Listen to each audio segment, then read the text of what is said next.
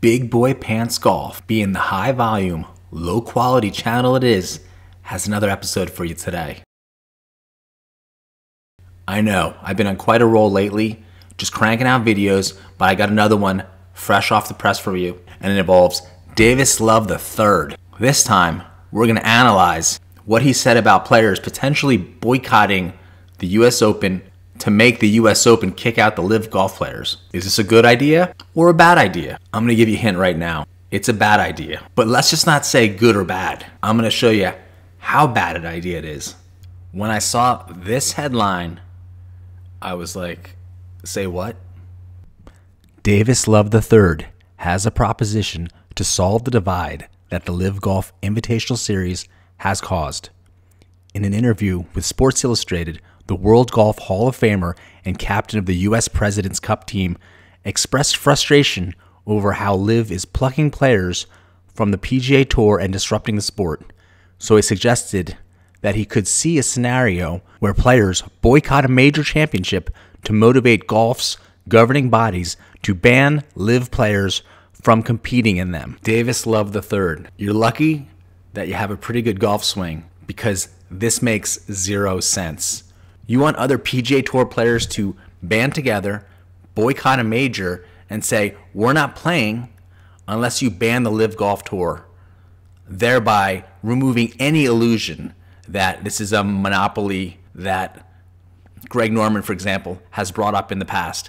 Complete anti-competitive action that you think you want to force.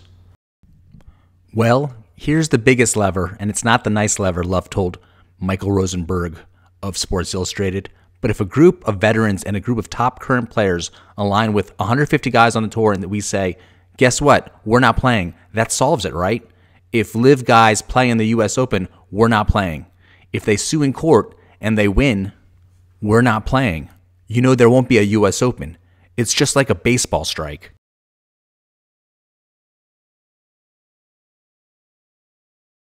Let's look at the baseball strike of 1994, where the MLBPA and the MLB were unable to negotiate a new collective bargaining agreement. The Major League strike occurred when it did because the collective bargaining agreement ended on December 31st, 1993, and they didn't have a new agreement yet in place. So it was time to negotiate and come with terms that both sides would be happy about. The main point about the timing is that the end of the contract, the prior contract, demanded that both sides come together and come up with a new contract. That's not the case here at all.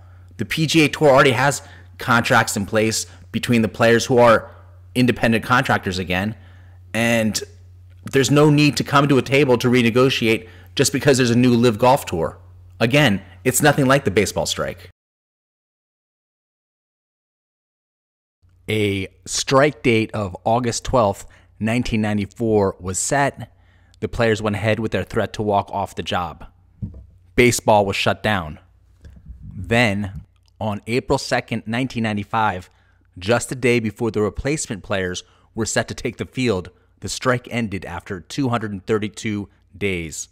I would love to ask Davis Love III how it's just like a baseball strike, because it appears to be nothing like a baseball strike. There were agreements back in the day between the Major League Baseball player owners and the Major League Baseball Players Association about their collective bargaining agreement, so they were working through a contract. What is analogous to the baseball strike is how it ended, and it would end the same way here with the US Open just replacing you with other players. They already have qualifying tournaments, so why wouldn't they just let more people in and still hold the US Open? When this boycott doesn't occur, Davis Love III is going to come up with another idea. Why don't, when these players are playing overseas, we just refuse them entry back into the USA? Great idea, huh? Maybe just, strip them of the passports on the way out. Next news headline. Davis Love III. No passport, no play in any majors.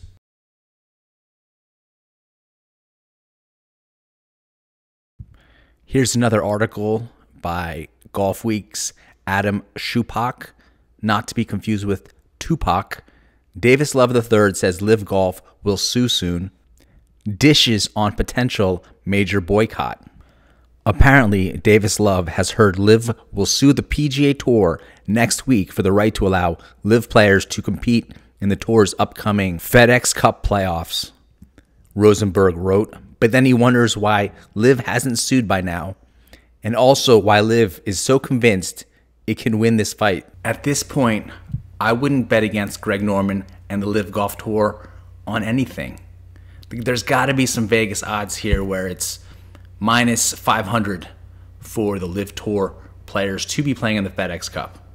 The article continues, Love also noted that he called several players and pitched them on staying with the tour. It did little good. All of the players ended up joining Liv. I just threw my hands up, Love said. They're getting told so many things that aren't true. You can't convince them otherwise. He added, I've been lied to already. Why would you say, yes, I'm going after the FedEx Cup? No, they're not going to tell me that. Davis sounds a little dejected here, but he seemed so hopeful this past weekend when he played in the Rocket Mortgage Classic. He played the first 2 days with Will Zalatoris and Cameron Young, two likely people who will be playing on his President's Cup team in a few months. The President's Cup is a biannual tradition started in 1994 in which the U.S. golfers beat up on much lower ranked international golfers. By winning the Rocket Mortgage Classic and back-to-back weeks on the PGA Tour, Tony Finau all but clinches a spot on the U.S. President's Cup team. Taylor Pendrith, who finished second last week and moved up to now 143 in the world, is number 20 on the International Team President's Cup list. Let's compare him with the number 20 spot on the U.S. President's Cup list.